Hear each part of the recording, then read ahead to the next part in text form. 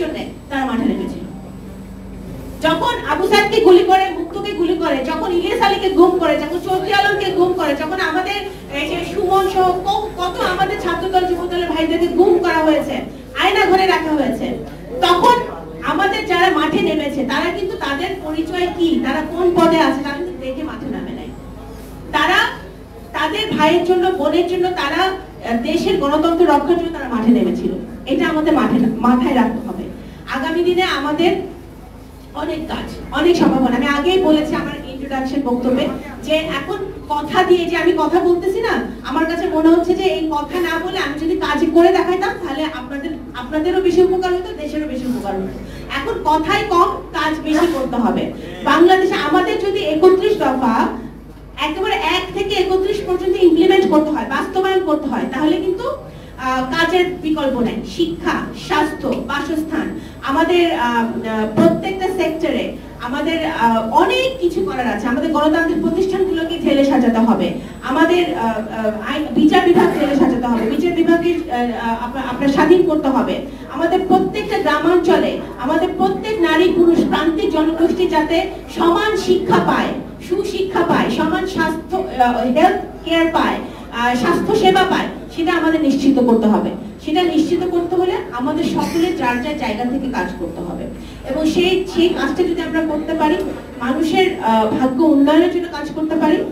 দুর্নীতি বিশাল একটা ব্যাপার, বিশাল একটা সাবজেক্ট, পরতে দুর্নীতি। আপনি এই দুর্নীতি যদি কমাতে হয়, বিএনপির একটা বিশাল প্ল্যান আছে এই দুর্নীতি কমানোর জন্য।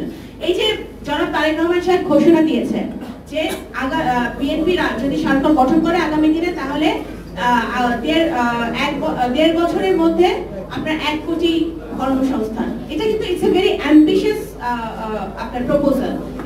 এইটা যদি বাস্তবায়ন করতে হয় তাহলে আমাদের অনেক কর্মসংস্থানের ব্যবস্থা করতে হবে। এবং সেই লক্ষ্যে বাংলাদেশ জাতীয়তাবাদী দল কিন্তু ন্যাশনালি এবং ইন্টারন্যাশনালি কাজ করছে যাতে আমরা কর্মসংস্থান আমরা তৈরি করতে পারি। আমাদের ছাত্র সমাজ, যুব সমাজ যাতে বেকার বসে না থাকে, তারা যেন তাদের স্ব জায়গায়, শহরে, জেলায়, উপজেলায় তারা কাজ করতে পারে, সেটার জন্য কিন্তু বিএনপি প্ল্যান করছে। সেটা যদি বাস্তবায়ন করতে হয় তাহলে কিন্তু আমাদের এই প্রজন্ম প্রত্যেকটা ছেলে মেয়ে যারা শিক্ষিত তাদের কিন্তু কাজ করতে হবে, তাদের বিএনপি পক্ষে কাজ করতে হবে।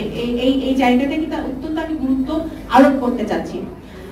আমি আসলে এখানে যারা এসেছেন আজকে, আপনারা সকলে, আমি আবারও ধন্যবাদ জানাই আপনারা এসেছেন। আপনারা হয়তো আপনাদের সাথে পরিচিতি হওয়াটা প্রয়োজন।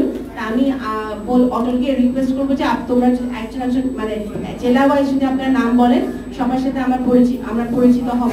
এবং যেটা প্রথম কথা, 30 তারিখে যে আমি 30শে নভেম্বর আমরা প্রোগ্রাম করতে পারি, জায়গা পাওয়া গেছে?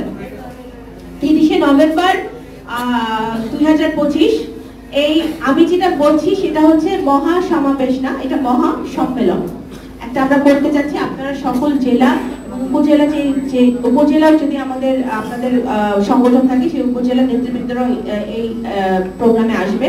এবং এই সম্মেলনের মধ্য দিয়ে আমরা নতুন বাংলাদেশ বিনির্মাণে জাতীয়তাবাদী মুক্তিযুদ্ধে প্রজন্মের ভূমিকা কি হতে পারে এবং কিভাবে আমরা পজিটিভলি ভূমিকা রাখতে পারি, সেই লক্ষ্যে সেই আপনার একটা থিম নিয়ে আমরা এই প্রোগ্রামটা করতে যাচ্ছি।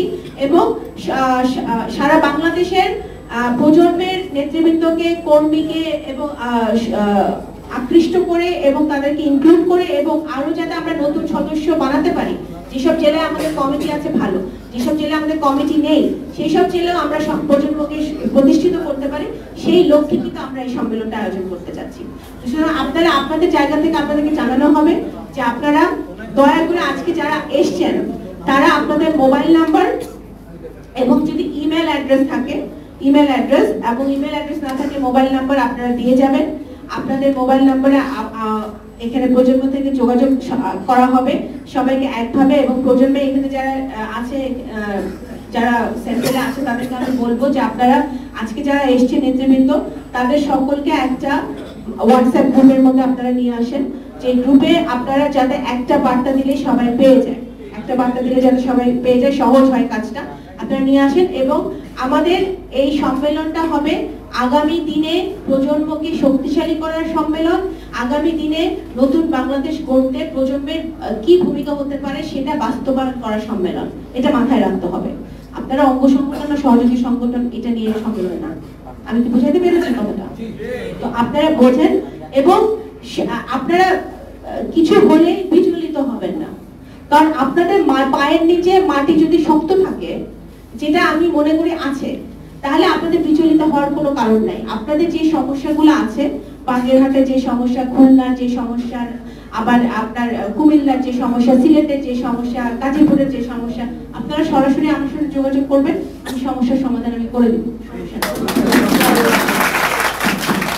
কিন্তু আমার সাথে সরাসরি যোগাযোগ করবেন, কারণ আপনি যখন 4-5 ভাবে আমার কাছে কথা আসে, তখন কিন্তু কথা পরিবর্তন হয়ে যায়। তো কথা সরাসরি আমার কাছে আসবে, আমি চাই, আমি একজন মুক্তিযুদ্ধের সংগঠক সন্তান। আমার সুযোগ হয়েছে শহীদ রাষ্ট্রপতি জিয়াউর রহমানকে ছোটকালে দেখার। আমার বাবা একজন সংগঠক, মুক্তিযুদ্ধের সংগঠক ছিলেন। উনি সারা জীবন দেশের জন্য করেছেন, গণতন্ত্রের জন্য সংগ্রাম করেছেন। আমার বহু নেতাকে দেখার সুযোগ হয়েছে, কর্মীকে দেখার সুযোগ হয়েছে। দেশনেত্রী বেগম খালেদা জিয়ার সান্নিধ্যে এসে তার সাথে রাজনীতি করার সুযোগ হয়েছে, এবং জনাব তারেক রহমানের সাথে ওনার অধীনে থেকে আমরা রাজনীতি করছি। সেই সুযোগটা আল্লাহ তাআলা আমাকে দিয়েছে। আমি অত্যন্ত সোজা সাপটা ডিরেক্ট রাজনীতি করতে পছন্দ করি, দেশের মানুষের জন্য কাজ করতে পছন্দ করি।